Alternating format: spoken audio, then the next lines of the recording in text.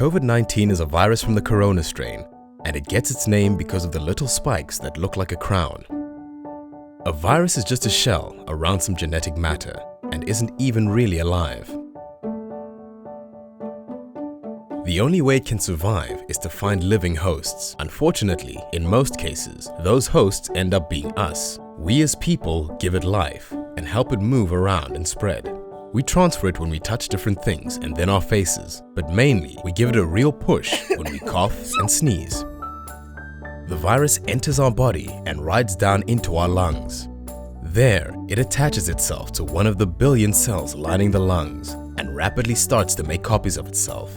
Eventually, the poor cell is overcome and destructs, releasing more of the virus to attack the other cells. Over a few days, it quickly spreads, infecting billions of cells. But at this point, we don't really feel its effects. The real problem starts when our bodies try to fight back. Immune cells flood into the lungs to deal with the problem. But the virus also infects them.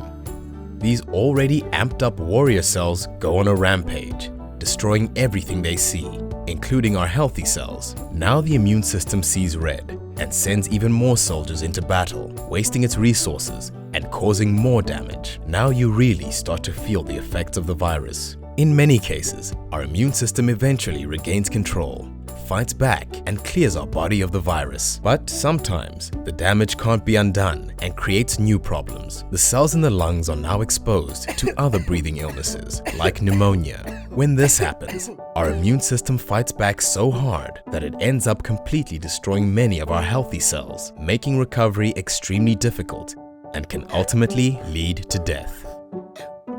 This is why the virus can be so dangerous to those of us who are more vulnerable. The elderly often have weakened cells that won't recover easily, but there are also many of us who are even at more risk, facing challenges like TB and HIV. To take on this virus, we must remember that it isn't really even a living thing. It needs us to survive and spread. This means that we have the power to control its growth and the damage it will cause. Now is the time for all of us as South Africans to work together.